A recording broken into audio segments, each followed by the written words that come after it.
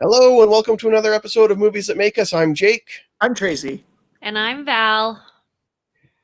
And today we are talking about Braveheart. But before we get into that, it is the week of Thanksgiving. Are you guys all set, all ready to go?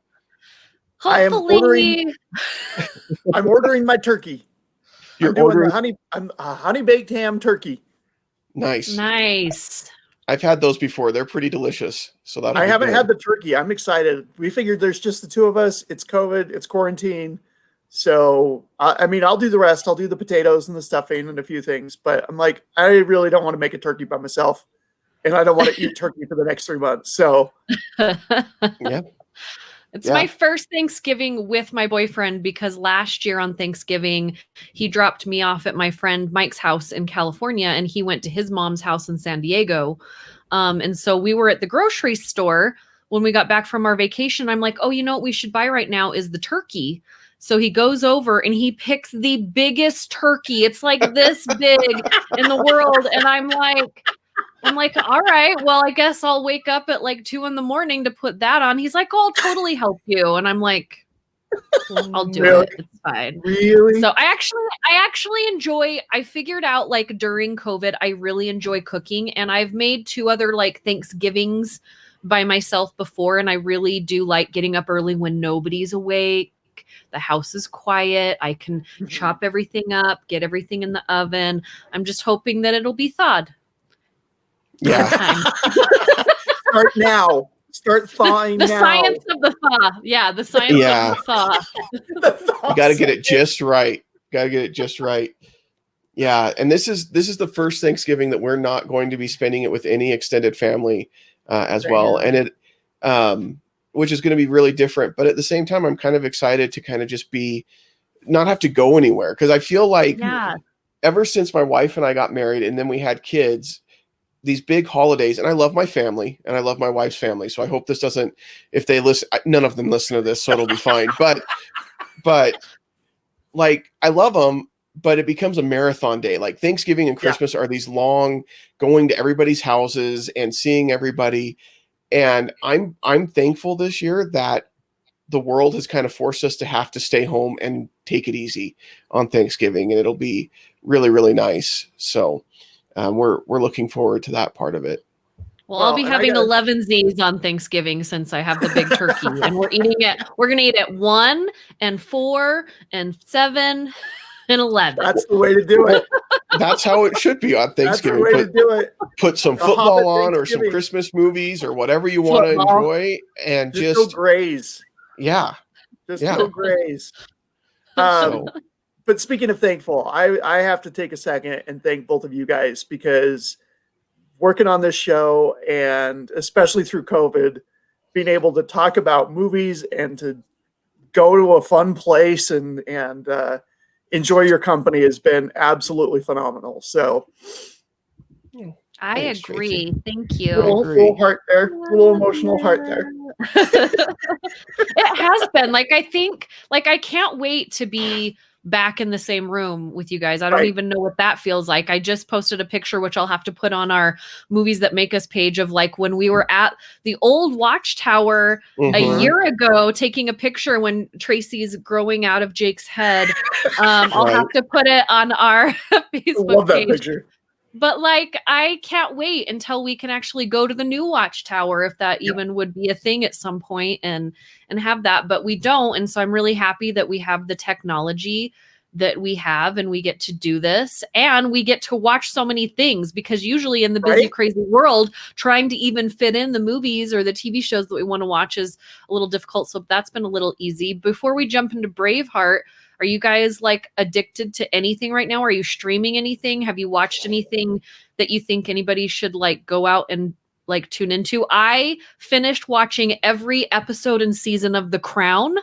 And then I was so enveloped in the story, because we all kind of know the story, but they like jump in and behind the scenes, that I went and watched every single documentary on Netflix that had to do with the royal family. There are 7. Wow. And I ended up talking in like an English accent for a day and a half. I'm okay now. You went down the rabbit hole. I did. I've heard really good things about The Crown. Really, really good Mhm. things from a lot of people. I haven't watched just because there is so much stuff to watch. Yeah. We did a free trial of HBO Max that was supposed to last a week, and then I forgot to cancel it, so we went ahead and paid for a month. So we've got that going right now. I love HBO Max. You can love get it. Wonder Woman. Yeah, if I keep it through Wonder Woman is coming out December. Christmas Day. Yeah. Yeah. I've had it for a year with my Amazon, and I love HBO. They have a ton of great content on there, so I don't think you'll regret it. Yeah. I've been No, waiting for it to we've come out on enjoyed it. Roku, but it hasn't yet, so I might have to go Amazon Fire Stick. Yeah. Yeah. We've enjoyed it. It's got all the Studio Ghibli stuff, which my kids have just devoured all of those films. Like I showed them and they were like, what is this? And then they started watching it. My daughter Marin is way into anime right now, so she was hooked right away, but everybody, like, that's all they've been watching lately. And so that's been what we've had going on in our house. And of course The Mandalorian. And then my son Ben has watched the Star Wars holiday special, the Lego Star Wars holiday special. I haven't watched it yet. I'm doing that this weekend. I won't spoil anything, but he has watched it like 3 or 4 times, and he just loves it and just giggles every time he's watching it. And I'm right there giggling with him because there are so many jokes that if you're a longtime Star Wars fan, you'll really enjoy. And it's just great. Well, I like that you said that because we're going to be talking about it in 2 weeks on Multiplane, and and that I got a text message late last night from Ty that says it's trash. And then you said you loved it, so I'm like, don't tell me I haven't watched it yet. I thought it was really cute. I felt like it's definitely geared towards the little ones. It's definitely geared towards the kids. But Ty's 12 years old. He should like it. It may. Yeah. I don't know. I think you have to go in with the expectation. Number one, this isn't going to be canon. There's nothing canon about I don't the Lego ever have Star that Wars movies. Yeah. And it's not going to be serious because if you've watched any of the other Lego Star Wars movies, or if you've played the Lego Star Wars video games, like or if you know anything like the Lego Batman movie or the Lego movie, Lego. Yeah, I like Lego. They're just fun. And so if you go in with the expectation that it's that. And I'm sure Ty did, so I don't know why he didn't enjoy it. He's usually fun. Yeah. Yeah, we'll have to tune in and see what he says on Multiplane to find out why he said it was trash, because I thought it was funny. So I thought it was maybe cute. He's just saying that so that my expectations go down, and then I'll be like, but I really loved it. And he's like, just kidding. It was awesome. You trickster. I think it's great. It pokes fun at itself quite a bit, and and if you've been to Galaxy's Edge, then there's even some jokes that have to do with that you're like, okay, that's pretty good. So okay, I'm excited. But yeah, we've been enjoying that. So other than that, I've been for our listeners that may not know, I fell and had an injury, and so I've been recovering from that, and I've just fallen back into watching Star Trek because that's kind of my comfort food. So I've been watching a lot of Next Generation. So nothing new, really. Now, I wanted to ask you this, Jake, before we get into Braveheart, and then we can. Okay. So Tracy asked us if we would do a Disney run. And we all said, great, yes, we'll totally do it. And then all of a sudden, you fall down.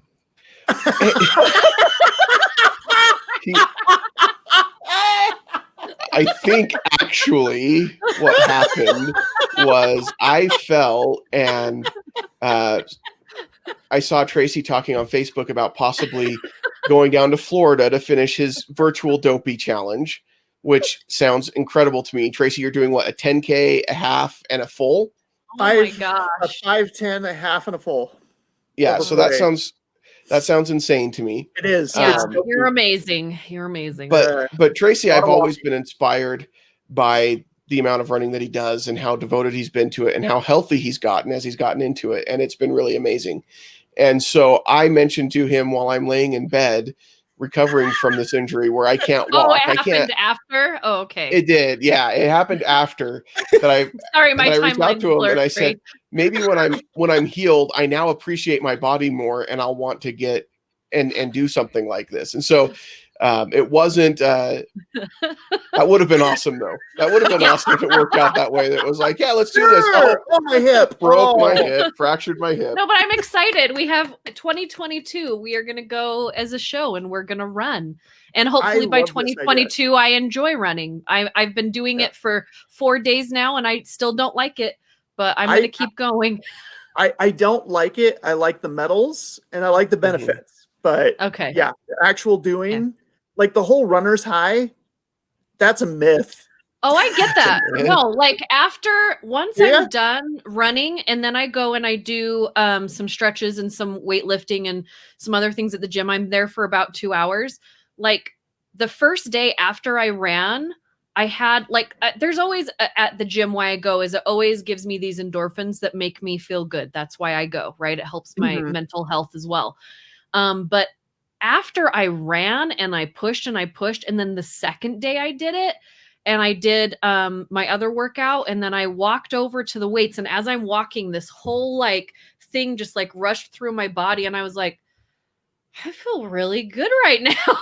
But while I was doing it, I'm like, I hate you, Tracy. I hate you. She cursed my name while at the gym. I'm just kidding. I didn't. You know where there's a lot of running at the beginning of Braveheart. That's true. That's a good segue. So, Braveheart, I'm really excited to talk about this movie. This is one of my favorite movies, and it kind of has some significance for me. This is the first R-rated movie that I saw in the theater. I think it came out, in 93? 95, I think. It was 19, I looked at this morning. 1995, Tracy, you're right. Okay, 95. Okay, so I was a teenager, and my grandparents every year for Memorial Day would go up to Jackson Hole. And for this year, they invited me to come with them, and they were taking the grandkids every year, one grandkid each year to Jackson Hole. And it is what every 13-year-old dreams of, a trip with two old people to Jackson Hole, Wyoming. Like, it is everything it sounds like it is. My grandma hit every shop in the whole city, and my granddad complained about it the whole time to me, and I was just stuck in the middle, so whatever. But there was a theater, and I don't know if this has changed a whole lot in Jackson Hole, but there was a theater that basically showed one or two movies, and the movie that they were showing at the time was Braveheart. It had come out that weekend, and that was the big movie. And my granddad's like, "Oh, let's go see that. That looks cool." And it's, it's got Mel Gibson and it's got fighting and wars and everything. And my grandma was like, "Well, it's probably a little hard for Jake. He's still pretty young." Cause I was 13, barely a teenager. And she's like, "Oh no, he'll be fine. Let's just go see it." So we go in to watch it, and my eyes were open quite a bit. I mean, it was very it was pretty intense. Now watching it, I remember at the time thinking this is the most violent thing I've ever seen. And now you watch it and it's not overly gory compared to a lot of other stuff that's out there. You've seen worse things on Instagram. Yeah, exactly.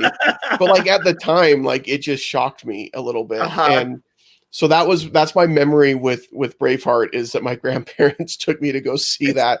And I think they were surprised. Yeah, exactly. My grandma's like, "Oh, don't put hair on his chest." That was always his thing that he'd say. Everything would put hair on your chest. He had me try coffee one time, just straight up black coffee, no sugar, no creamer. It's like, it'll put hair on your chest. And I've never wanted to drink coffee since then because it was gross. It is gross. Gross. But that was his thing. Everything will put hair on your chest. And for the next 2 hours, you were like, "Hey, what do you want to do? What do you want me to do? Do you want me to do?" Yeah, exactly. I had one sip. I'm like, "Let's go." So that's my story with Braveheart. This was the first R-rated movie that I saw, but it's one that I still really enjoy quite a bit. I like the story a lot. I like the acting. I think it's told in a really great way. And the violence that's in it isn't over the top, and it fits in with the story. And it just, I don't know, all around, I think it's a pretty good movie. Yeah, it definitely was pretty shocking for the violence. I remember when it came out, and I was finishing up my time at the old Video Shark, although we'd been bought out by Blockbuster. But I had a lot of people asking me, and I'm like, well, I don't really have a problem with R-rated movies, so I thought it was okay. But then they'd come back sometimes and complain about the violence, especially at the end. I think the end is kind of where it hits people the most. But yeah, it was quite violent at the time. I think when I first saw it, because I was probably 14 or 15 when it came out, and I did go see it in the theater. And I mean, I loved epic battle movies. And I do think that the way this film was made, and the way that I think a lot of epic movies were made during this time period, time frame, not time period, was you had the battles and you had the gore, but it was romanticized in such a way that that you almost,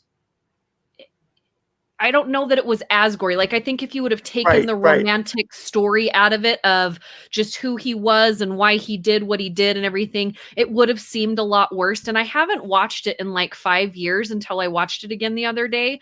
And I see it in a different way now, because I think as like at 14, it was just this huge, epic, you know, larger than life movie and story, and you almost couldn't wrap your brain around it at that young of a kid. And then, you know, I saw it again a couple of years later, and then I watched it quite a bit through film school and that kind of stuff. But like watching it now, with like when your world changes around you and you're seeing what the romantic kind of story is, and I'm not saying romance, but his romance about what he was fighting for, and what kind of our country has been going through over the past 5 years, kind of put it in a different perspective for me.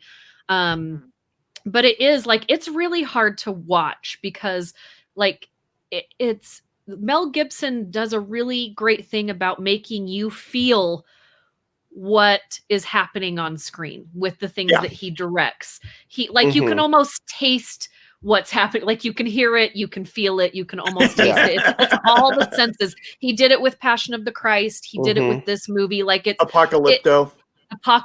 He did it, which is not one of my favorite movies of his, but I still think that he tries to make you totally get enveloped in what's going on, to the point where sometimes you feel uncomfortable, but on purpose.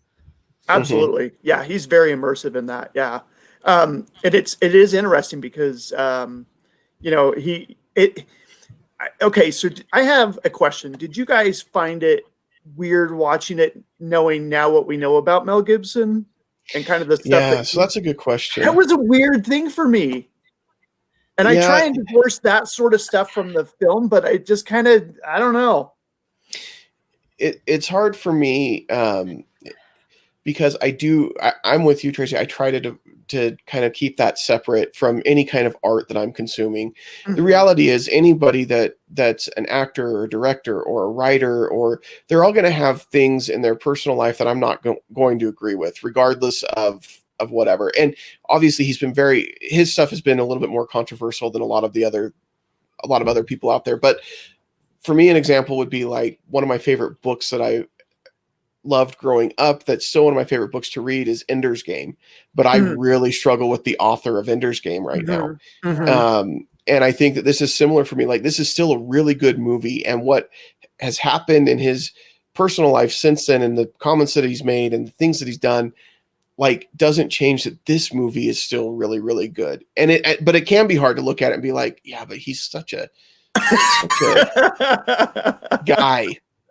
Yeah. I mean, leave it at that. But like, I feel like it's harder for me to watch his newer work. Yeah. Going back and watching his older work for me isn't as hard, because I do feel like people go through different things at different stages of their lives, and sometimes they grow out of them. It's really hard for me to like listen to Michael Jackson music.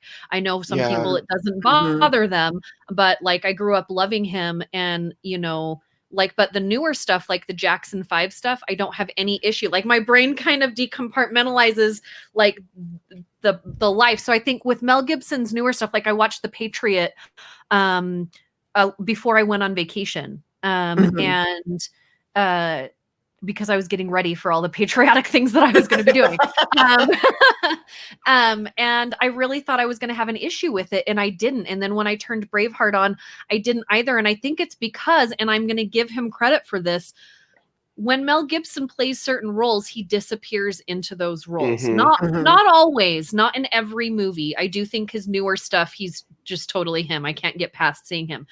But in his older stuff in the 90s, I really do think he did a great job at disappearing into this film. And I didn't know this, but he didn't even want to be the main character. He really just wanted to direct this film, but because he had only done some smaller pictures, the studio was like, well, I was going to say, I think he only did Man Without a Face. That's he did, but he did like a short or like some independent, like obscure thing or something. And so the studio was like, look, you can totally direct this, but you're box office gold, so you also have to be in it. And I think what Hollywood and people outside of Hollywood thought was like, okay, well, now he just thinks he's big stuff. He's going to direct the film. He's going to star in the film. Like at the time, that's what I thought too. I was like, I mean, but oh, well, he can do it, you know? And then it was a really good movie. So I didn't care, but I mean, he really didn't. He really wanted to direct and kind of leave, you know, acting behind for a while and really get into directing. And so you kind of have to do what you want to do. And so really learning like how this movie came about was really cool to me. Like the writer of the film, Randall, is that right? Randall? I think Wallace, who is not. Shaw? Hang on. No, it's Wallace. It's Randall Wallace, but he's not related. Yeah, Randall Wallace, but there's no relation to William Wallace. He actually was on vacation, and he was at the castle in Edinburgh, and he was listening to the story, and he's like, well, dang, this is a really good story. I need to write a screenplay for this film. And he actually wrote all of the screenplay before he went back and got any of the historic research for it, because he said, I really wanted the drama of the story that was being told to me, like on film. And so a lot of people were really angry that it wasn't really, you know, historically accurate. And he's like, I'm not writing a documentary. This is my dramatic interpretation of the story. But he did go back after he wrote it and kind of did some more research and inserted some, you know, historical things. But I wouldn't have ever known. Like the only people that really knew that were people that, you know, knew the story. But what did it make me do? It made me go and want to learn more about this story after I had watched the movie and as a teenager, which I thought was super powerful. Yep. I remember this movie being really, really long when I was a kid, like, because it's 178 minutes. Long. Well, yeah, it is. And there are definitely parts where you're like, okay, but like, it's funny to me because that was so abnormal at the time for a movie to be. I mean, I guess these big epic movies, it wasn't as strange, but I think this is one of those that really pushed movies to be longer. Yeah. A lot of the films, even the epics at the time, weren't that big of a deal. And I remember it was such a pain for us working at the video store because it came in 2 video cassettes. And so we would have to like rubber band the interior so that they would be kept together because people would bring back one of the 2 tapes. It was like they'd have a hard time putting it into our drop boxes. It was there weren't many that were double tapes. Dang you, Braveheart! Dang you! Like, I remember my parents' video collection as a kid, and like it was like this one that was 2 video cassettes. I remember when Titanic came out, it was 2 video cassettes, and then like Lawrence of Arabia was 2 video cassettes. But like everything else was like, that's how you knew it was a really long movie. And I felt like we have to. Yeah, we have to watch that again. But Tracy, you mentioned that you feel like it's still a really long movie. So you feel like there are definitely parts that could be cut out and it could be cut down and a little tighter. But I hadn't watched it probably since early 90s. And I was watching it again last night. And when I went to film school, editing was my jam. I loved being in the editing room. I loved, and one of the things that it was drilled into our heads was you got to cut to the bone. Like you got to cut and cut and cut. And they have the term kill your darlings. I Mhm. I don't think they teach that anymore. I think don't they're like, either. just let it fly. Do whatever you Well, want. 4 hours, yay! I'm watching last night and I'm like, oh, another reaction shot. Oh, okay, there's another shot. Okay, we're gonna watch him ride his horse across the entire field. Okay, here we go. Yeah. There's a lot of editing that could have been done, in my opinion. I don't like to go back and criticize previous works, and it is what it is. But to me, I was just like, oh, it was kind of driving my editor brain crazy. So It's kind of our job to go back and criticize previous works. Isn't that what our True. show's about? This Yeah, is that's true. what we do. Like we talk about what we love about it, but at the same time, fully we're not giving you always permission. kind. Right. So I mean, I love the setting. It's absolutely gorgeous. The cinematography was pretty good. The acting's pretty good, but the editing, man, I was just like, this thing is bloated. It could definitely use a trim. Yeah. And it's funny because having kind of grown up watching this and it was one of my favorite movies, I don't know that I ever really thought that until I watched it again recently. Had my wife sit down and watch it with me and then watched it again for the show, where I feel like, yeah, it definitely, like, you think of it as this big epic war movie, but the battle scenes are few and far between, really. And like the music, which is beautiful, there's a lot of it that's that really kind of slow music, and you're like, and the scene combined with the music just drags on forever, and you're like, okay, when are they going to start chopping people's legs off and like shooting people in the butt with arrows? Like, when does that happen? I want to see Like, let's somebody get to get that shot part. in the butt. Yeah, exactly. Which I don't understand. If you're going to sit out there and wave your butt around and then they're going to shoot arrows at it, there's no way I'm turning around the front and doing that, because then they're going to shoot arrows there too. This is like the Skyrim meme about being shot in the knee, but worse.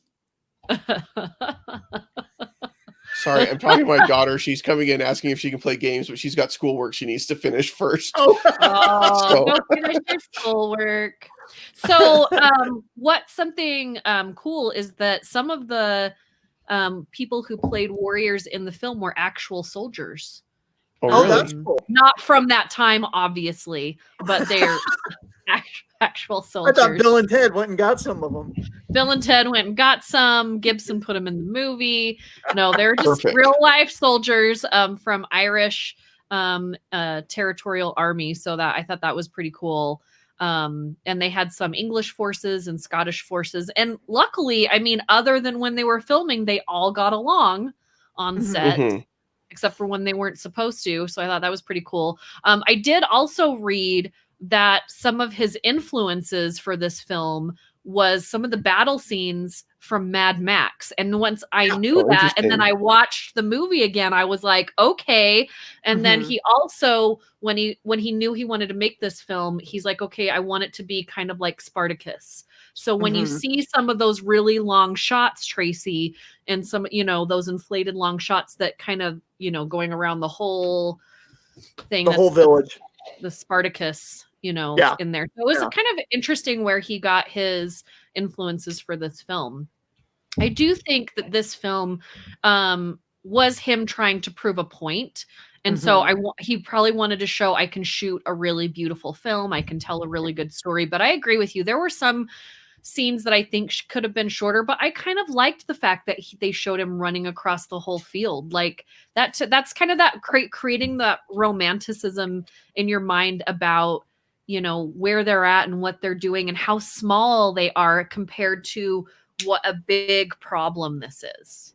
Yeah. And that scene is probably a bad example, more of like when they're like in the village and then we have like him riding a horse and he's only like this far into the frame. And then we have 3 reaction shots of people looking at him. And then we cut to his face and then we cut to a long shot of him walking and he's only gone this far. And then we get more reaction shots of people. I'm like, okay, come on.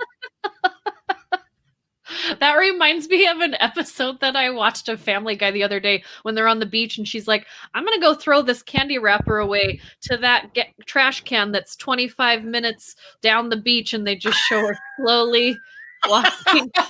That's kind of what it felt like. And she's still there.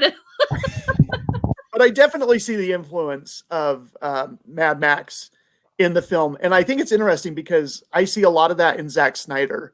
It really kind of started with Mad Max and it kind of carried over to this, but Snyder took it to a whole nother level, doing slowing down time during fights and doing jump cuts. He does a lot of jump cuts in the battle scenes to kind of make it jarring and to kind of make you feel like it's kind of what you were saying earlier, Val. It's that immersive experience. You really kind of feel like you're in the chaos of the battle. Mm-hmm. Yeah, and you really do feel that way. Like, it's true when you mentioned you could like smell it and taste it. Like even the parts that you don't want to smell and taste, you can definitely like. You come out, you're like, I feel like you watch it. And you're like, I feel like I need to go take a shower now because I just feel really gross, do. like muddy and bloody and just gross, sweaty balls. Like there's a lot of that going on. I think the kilts help with that though. I think because it lets the kind of air flow a little bit more. I have no idea, but I'll take your word for it. English But probably struggled with that a lot more than the Scots did. So. I do like the fact, and I think some people think that this is not a good route to go, but I do like the fact that he shot this film in sequence. So the first scene that you see was the first shot that they did. Like he wanted to shoot it exactly how it went. And sometimes that can be a little more expensive, but I think when you're doing a film like this, that's that intense and you have that many battle scenes and that many people incorporated, I do think that it was super smart to do it that way. Yeah, and it's always, and as someone who's not a filmmaker, it's weird for me to think about when filmmakers don't do it that way. And I know that that's not a common way to do it. Like it's much more common to kind of shoot the scenes in different order because of, budget needs or logistics. You might have logistics reasons. Like you have an actor who can only be on set for this many days. And so you've got to get all of his scenes or her scenes done and things like that. Right. But like, I think with Lord of the Rings, one of the first scenes that they shot was the final scene in Mount Doom. Oh, and interesting. That's just weird to me. And I'm sure that someone can correct me. I'm sure if Larry listens to this episode, he'll let me know if I'm wrong. But I thought I had heard that somewhere. But like, no, I think you're right. And I think that's so weird to me because like shooting in sequence, like this movie shooting in sequence at the end, when he's looking exhausted, he's probably exhausted from making the movie, and like, it just seems like there's a little bit more realism because they've gone through the journey of making this film as they get to the end of the film. And so I think that's an interesting way to do it. And it worked in this movie. I mean, it worked for them to do it that way. Your actors feel like they're going through the journey with you. I think when you slam an actor with something like that, so crazy as their first shot, you're really gambling. Like I remember when Halle Berry was interviewed for Monsters Ball and the first shot that they shot was the one of her naked. And the cast, and it's like, okay, your first day on the set, you don't really have you don't know really anyone, you don't have that repertoire yet, you don't feel comfortable. And he said he did it on purpose because he didn't want her to feel comfortable because she wasn't supposed to, and the audience was supposed to not feel comfortable. And I'm like, dang, like that's real. I get it, but I'm with you. That's harsh, man. Let's make you do the most uncomfortable, worst thing you ever think of doing in your life, and let's do it right up front. Let's just get it. But on the other hand, it's like, let's just get it done and out of the way. Like I don't know, but like I know all directors have different ways they do things. I know a lot of directors that direct films with children in them try and do it in the right order as not to confuse them. Not always, but sometimes. So, I mean, I always like to learn how different filmmakers do that. And with this film, there's so many things that could have gone wrong. And he could have gone, I'm sure he went over budget. I don't know, but I feel like when something looks like it was so easy to make, it wasn't. But the movie, to me, there were some issues, but I really just enjoy watching it. I enjoy thinking about it. But then when I came back and I watched it again, I realized that there are some things about the film that maybe are not politically correct. And then I stopped myself and I'm like, shut your mind off. Like, this is a movie about a time that wasn't politically correct. I'm just like, like, I feel like, do you guys feel that as you're watching movies and TV shows these days? Like, Sometimes. just because of everything that's going on, you catch yourself doing that and you're like, oh, wait a second. Like, it's telling me a story about this time over here, not where we're at. And so you don't Right. need to correct any Well, of those things. when I was in college, I studied history, and that was one of the things that one of my professors talked about, is that one of the hardest things when you're studying history and you're being a historian is looking back on history with your 21st century glasses and seeing it through those lenses, and like not necessarily excusing bad things. Like everybody can agree, well, at least here in Utah, 88% of people can agree, or 87, 82% or whatever it was can agree that slavery is bad. But sorry. But when you look back on it, like as a historian, it's easy to look at like everybody who owned a slave as a bad person, and they did a horrible thing, but you have to look at everything in context in history, and that doesn't excuse it, but it helps you have an understanding of why those things happened and why they were, why it was accepted on such a large scale. Doesn't make it okay, but it helps you understand the context. And I think when you're watching movies like this, it's an interesting thing to look at Braveheart, because you're watching a movie about a specific time in history. So things are going to be politically incorrect based on that time in history, but it's also a movie that was made 25 years ago. So things are going to be politically incorrect because it was made 25 years ago. So you've got to look through two layers of history almost to kind of understand parts that maybe wouldn't be appropriate or wouldn't appear in a film today or would be different. Yeah. Like I remember the first time that I saw Birth of a Nation, and like my jaw was on the floor, and I'm like, how was this movie shown at the White House? How was this shown celebrated? And then it's like, okay, hold on. I'm thinking with my 1990 brain. I've got to put myself into the 1770 brain. Yeah. Yeah. And that's the part that's hard, I think. But it's true. Like you watch a movie and you're like, oh, this would never fly today. And I think it's interesting to find examples of that. And sometimes that's okay. And you can put it in context and it makes it okay. And then other times it is a little too much. I mean, Disney has some movies that are on Disney Plus where they'll put the disclaimer on there that like, listen, this is a product of its time. Peter Pan is a great example. The What Makes a Red Man Red is a horribly racist song that in context and at the time was okay. It shouldn't have been, and that doesn't make it okay, but that is an example of that. However, what you won't find on Disney Plus is Song of the South. Anywhere. Somehow they've decided as a company that even in context is too far. Yeah.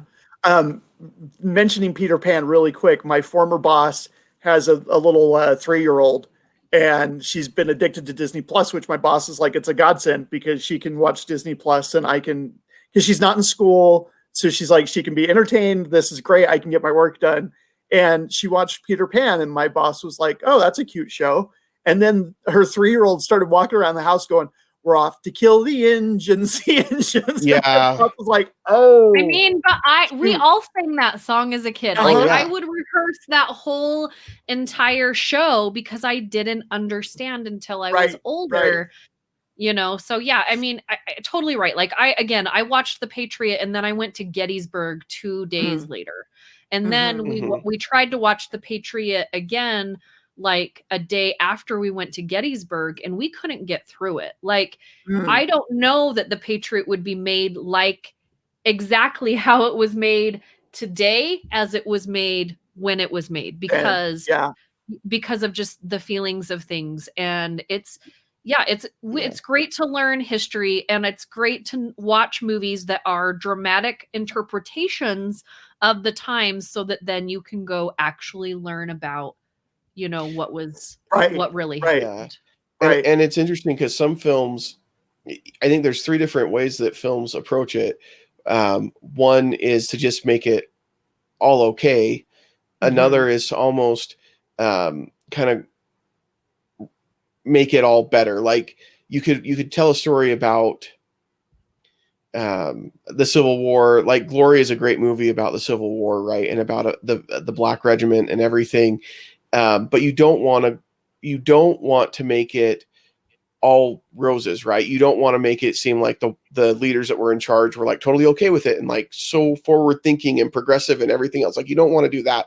You want to still make it real, but tell these stories, because when you overly make it positive and like, look, there were people, you don't want to make it inaccurate in either direction, right? You don't want to make it worse than it was, and you don't want to make it better than it was. You want to try to find that middle ground where it's an accurate portrayal of what things were like at the time, because there was a lot of hardship, a lot of trials, a lot of suffering for a lot of people in the history of this world. And those stories need to be told. And they need to be told well, so we can understand that and we can empathize. Part of watching a movie is I can put myself in a character's spot and in the story and kind of understand their point of view in a way that I can't do any other way. Books is another way to do it, but like I can be that character for a minute and try to understand a little bit of what they went through in a way that I couldn't do it any other way. So you want to make sure that you're doing that in an accurate way to help people kind of understand someone who's different and what they're going through. Because we need more empathy in the world, and we need more of that feeling of like how hard it must have been and things like that. And I think there are moments in this film where you do feel that, like you feel the plight of the Scotsman as the lords come in and prima nocta, which Michael Scott on The Office didn't understand, but obviously was a horrible thing. But like when they come into that wedding, not William Wallace's wedding, but the other wedding, and she willingly goes with him, and her husband is just like, but she knew, because she like, wants to save him. They'd both be dead. Yeah. And I don't know, like watching that scene every time, I'm like, I would have died, because I would have done everything I could to protect my wife in that situation. And like the courage that she had to just be like, no, I'm just going to go. And like, what an awful, awful thing that the English were doing to the Scots at the time. And just horrible stuff. And but you feel that as you're watching the movie. And I think that that's one thing that Mel Gibson gets right in this, is you feel their plight, and you're ready to go out and join them on the front line and fight against the English, and I think that that's just powerful storytelling. I definitely think oh, go ahead. Go ahead. Please. Mine's really silly. I was gonna say, I guess I really noticed more this time, like how many salon selective moments Mel Gibson had, like where the wind is blowing through his hair. But I never noticed that in the past, because I was just so enamored with how beautiful like the scenery was, and the lighting and the coloring and everything. But I was just like, dang, I wish I would have like counted how many times they did that shot with him throughout the film. and I said to my wife last night, I'm like, in a world where there's no showers and everything's mud caked, and he's got this perfectly conditioned flowing hair that's just glowing with the sunset behind him. And yeah, why does Loki have greasier hair than William Wallace? Like, I feel like it should be the other way around. And there are times where his hair is very grimy, but there's some beautiful long flowing hair shots, and makes me, as a bald man, makes me very sad. Oh, sorry, Tracy. The film should come with a warning for like bald people, like just warning. So this is going to put hair in your head. Drink some coffee. You may not get hair on your head, but you'll get it on your chest. There you go. Yeah, exactly. There you go. Straight up black coffee as a teenager or a younger person. Put hair on your chest. We don't recommend it, actually. No, obviously not. It was gross. It's awful. My granddad was just funny because everything was supposed to put hair on your chest. So I just remember thinking as a kid, how hairy does my chest need to be when I grow up? He showed you. This is a picture of Robin Williams, and that's the standard. That's the goal you want to meet. I love some of the side characters. Burt Reynolds, Tom Selleck, You're wearing the mustache. You could be either right now. Listen, It's true. I wish my mustache looked half as good as Tom Selleck's. Like that man. You're almost there. You'll be there in a couple You're getting there. As I was sitting in the hospital, they had some daytime television is all old people commercials, and so they had some reverse mortgage commercial that was Tom Selleck, and he still looks really, really good. I'm like, how? It's just not fair that some people just look that good their whole lives. So I do want to just talk about some of the side characters, or at least one in particular. The Irish guy is one of my favorite characters in like all of film. The one who talks to God, and just like he is just so hilarious.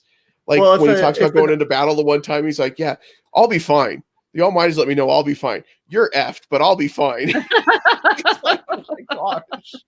Well, I love the line. I think it's my favorite line in the film where he's like, if an Irishman wants to talk to an equal, he's got to talk to God. Yeah. Yeah, that was his whole. And I love that whenever he talked about Ireland, he talked about his island.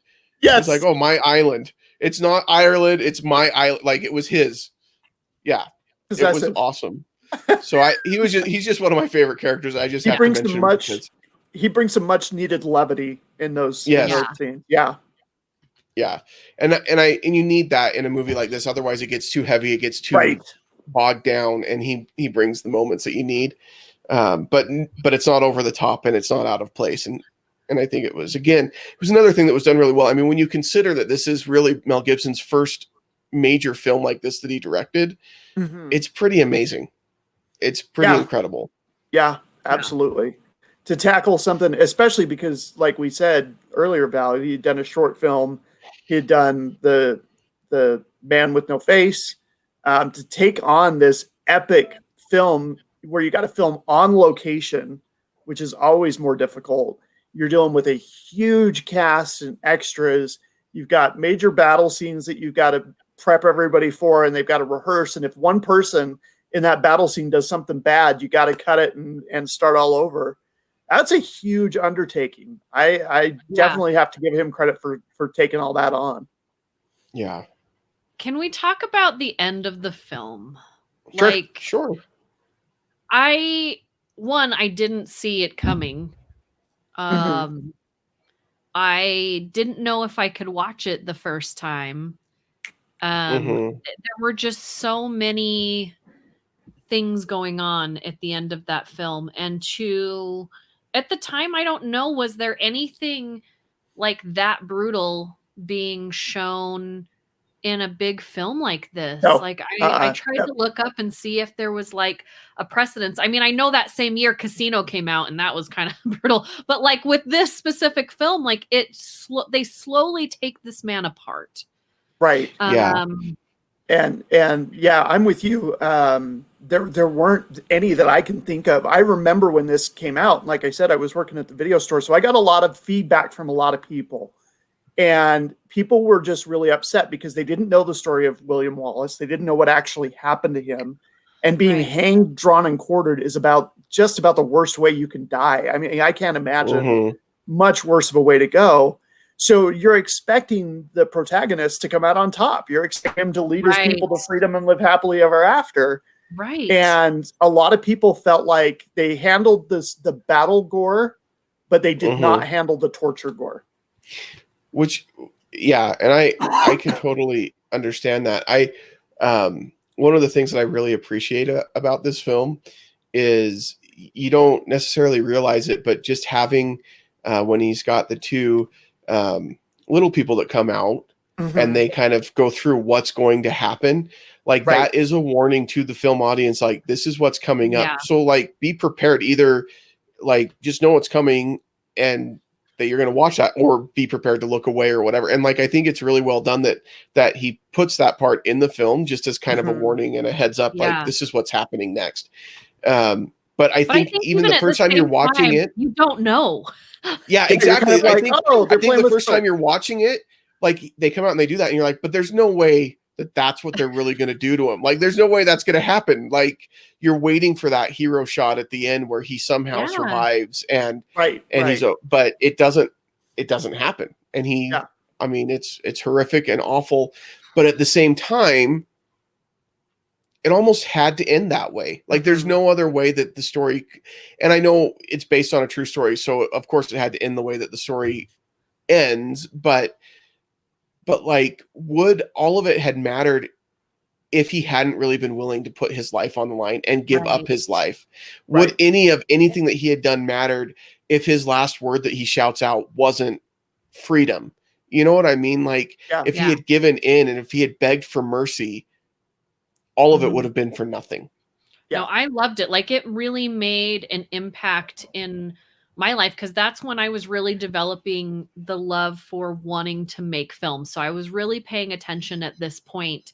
And it was the first movie I think I had seen like this, where you're talking about a hero, you follow the hero through a story, and then at the end of the movie, the hero dies. Like for me at that age, that was the first time I had ever seen that happen. And I love now, like it's one of my favorite things when a movie does not have a happy ending when it shouldn't. You know what I mean? Like I remember when Harriet came out last year, and a lot of people were really unhappy about the movie Harriet, about Harriet Tubman, because they thought it was just too shiny and too clean and too, you know, all these things. I didn't feel that way, but I didn't know much about, you know, her journey until what I learned in school, you know, then I saw the movie and then I went and learned more about it. But, you know, there was a huge community that just thought it wasn't, real enough. And I think, I mean, if anything, Braveheart, it may not be historically accurate in every single, you know, way that he got where he got. But I think the ending of that film saying that we've had battles and people fight battles all the time and people don't win themselves. However, what he then meant to a whole bunch of people was a huge win. You know, what that sparked in other people. So it was a win in a different way. But if he would have lived it, like you said, like it just wouldn't have meant as much. And if they would have cut the story off before all that happened and he's riding off, you know, with his soldiers, and then they scroll up the screen and then William Wallace was, you know, like they do that in some of the movies where, you know, and then they tell us all the bad things that happened and they don't show us, you know, I don't always need a Django Unchained. That movie is really hard for me to watch, but it's really nice when you have a filmmaker that can show you the good, the bad, and the ugly and the romantic all in the same movie. And it's a good combination. And I do think this was a good combination of that. Well, and you need that, right? I mean, history, real life is good, bad, and ugly. And part of the reason that we move forward and part of the reason that we get drawn to a cause is because of people like a William Wallace that are willing to give their lives for a cause that's a good, righteous cause. I mean, I'm not talking about being a patriot or fighting for freedom against being compassionate toward other people. I'm talking about a real cause where your rights and freedoms and you are looked down on as not a real person. Those are the times that you need to learn to stand up and fight. And sometimes you've got to go all the way and be willing to go all the way. And those are the heroes that stick out that you remember, and that it matters. I mean, as silly as it is to even make a even close to a comparison like that, but Endgame, seeing Iron Man die, like you knew it mattered because he was willing to give up everything to save everything that he had. And like, and then he did, he gave it all. Like you need that kind of sacrifice sometimes in a story in order to light a fire under other people and in order to make the progress that you need. And I think that they play it out really well in Braveheart. And one thing that the film doesn't quite touch on, but adds kind of more sadness and a little tinge of horror to it, is after, well, they emasculated him, so they cut off his genitals. Then they cut him open and they actually burned his entrails in front of him. Then they beheaded him. Then they cut him up into 4 pieces, and they sent those 4 pieces to 4 different parts of England to be put on display. They dipped his head in tar and then stuck it on a pike on the London Bridge. It's just like, oh my gosh! And it's a mistake that tyrant leaders make over and over again in history, where you think this will send a message to those that are like, this is what happens. This is your leader and this is what we did. And unfortunately, not unfortunately, but the message that often gets sent instead is, now we're pissed and now we're going to fight for our freedom.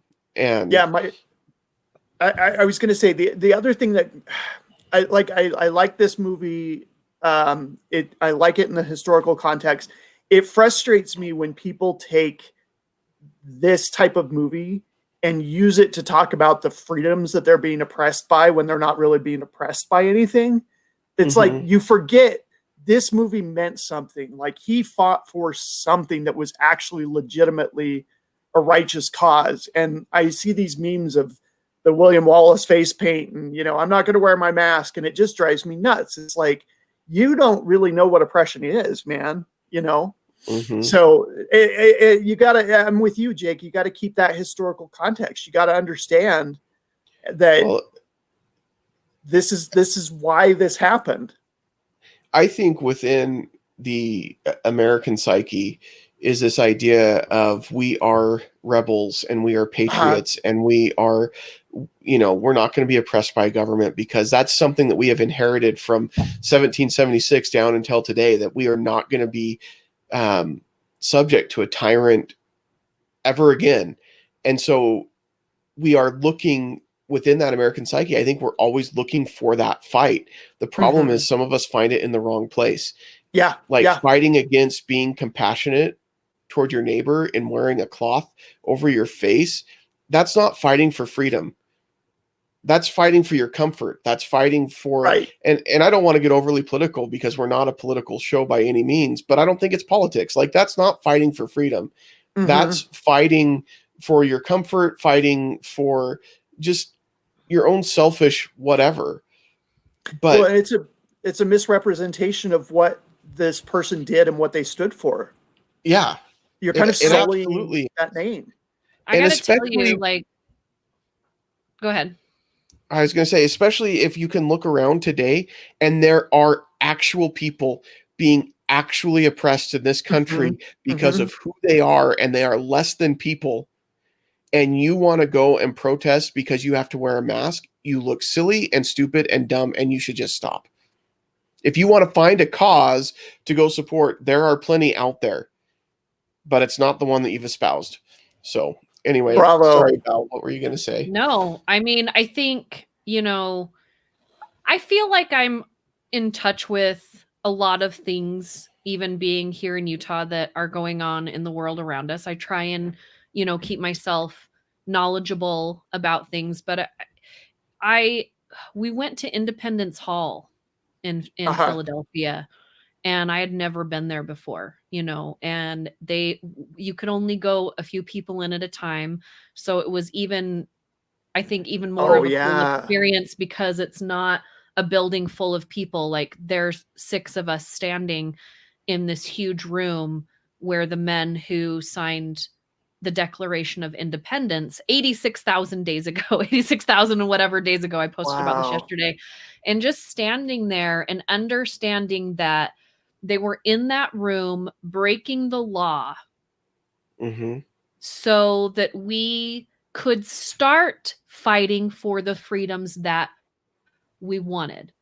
It didn't, what I don't think people understand is that the freedom didn't start in 1770. They signed a document that pushed us in the right direction. And now, since that document has been signed, it's up to us as humans, as people who live in the United States, to then fight for more freedoms as we recognize them. It's a working document. They signed it, but it's a working document. We're a working government. And to just stand there with everything that's going on after going to Gettysburg and going and doing all that, and then coming home and watching Braveheart, it's just like, all this stuff that's going on.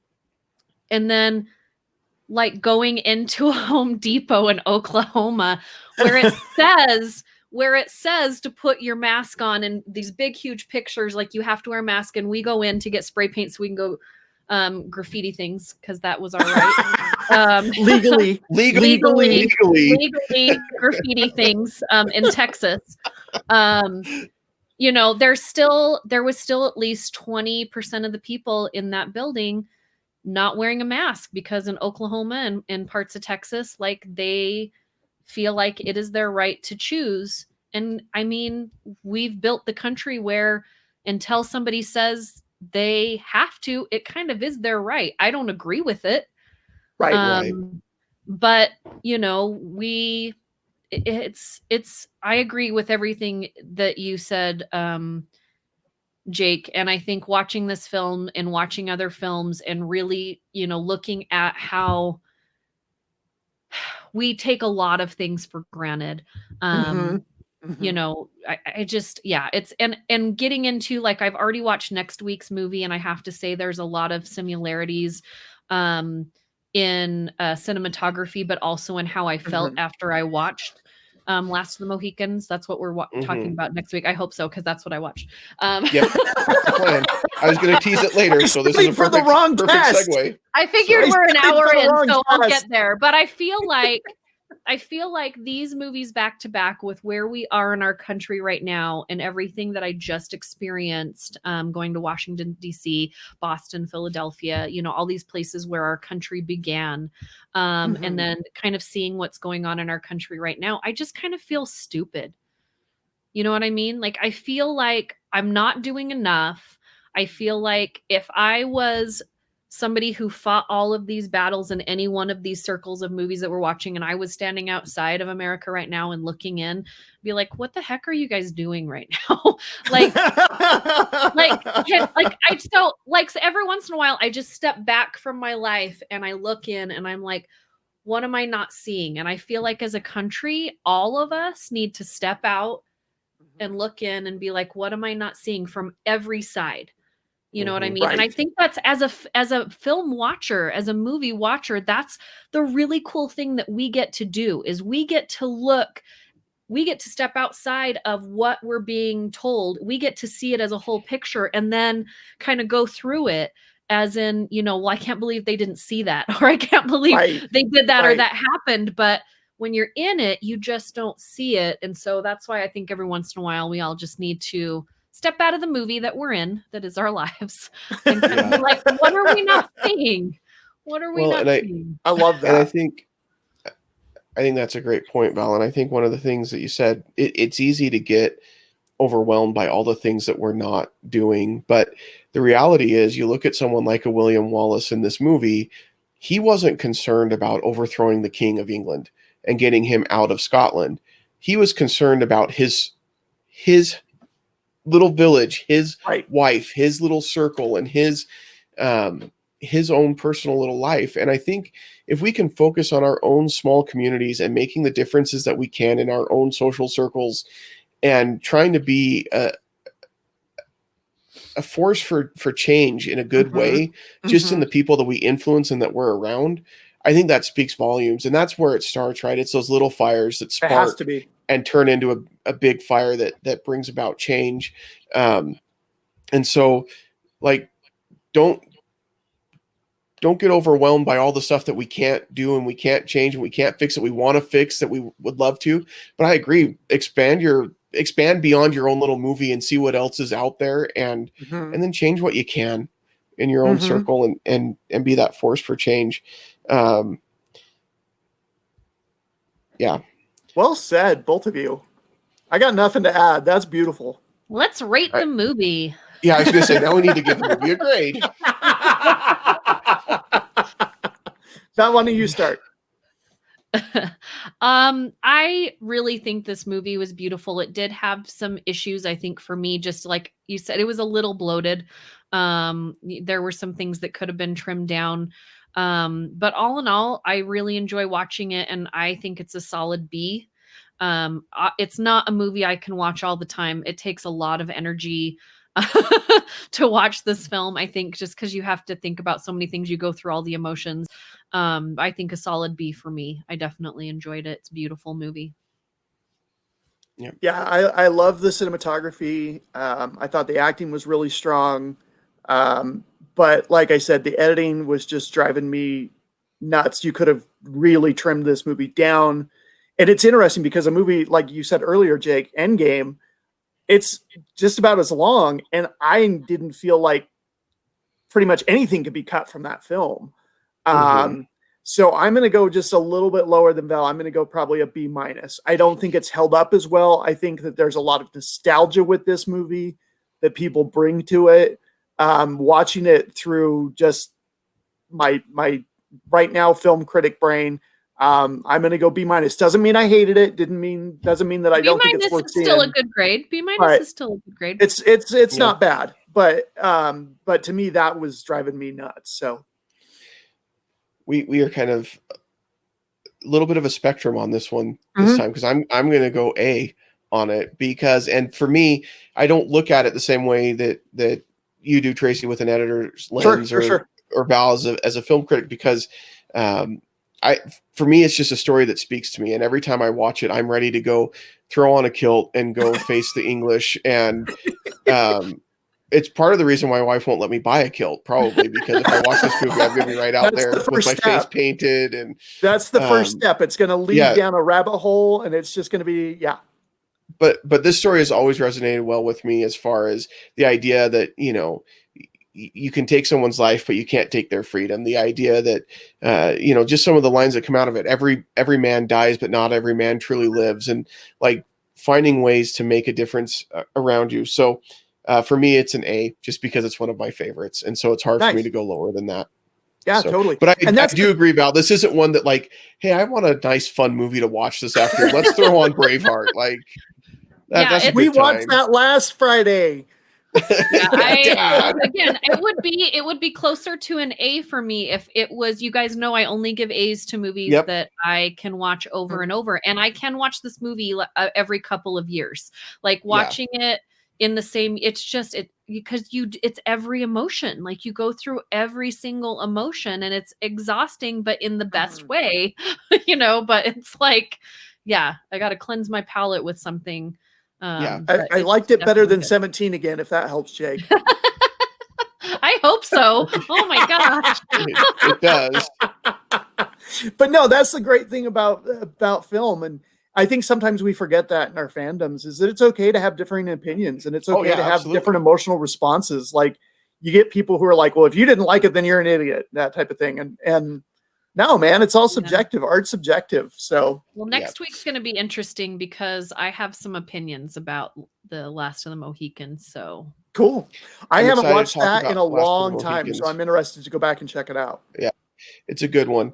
I always loved Last of the Mohicans because that's where Hawkeye on MASH got his name, was from Hawkeye and Last of the Mohicans. So the book, though, not the movie, obviously, because the series predates it anyway. But still, it'll be fun to talk about. And it's a good one to do post-Thanksgiving, I suppose. Yeah, so. I didn't even think about that, but yeah. I didn't either. Not what we planned. I was thinking about, I was like, oh, man, we did not plan that. Subconsciously, we really wanted to make you feel bad. Last year, we did Planes, Trains, and Automobiles. This year, we're doing Last of the Mohicans. I know. Well, it's hard because there's like Planes, Trains, and Automobiles, and then like Dutch, and that's pretty much it for Thanksgiving themed movies. So we're kind of so we got to do something different.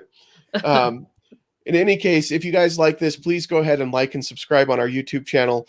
That helps other people find us and gets us out in front of more faces. You can find us in all the places: Facebook, Twitter, Instagram, and you can send us feedback at podcast@moviesthatmakeus.com. If you have any suggestions for any movies that you'd like us to cover, or any thoughts on this episode or any episodes that we've done, we always love to hear from you. Thank you so much for watching. This was kind of an episode that we took to a lot of different places, but hopefully you enjoyed it. We had fun talking about it. Until then, we won't see you at the movies. Freedom!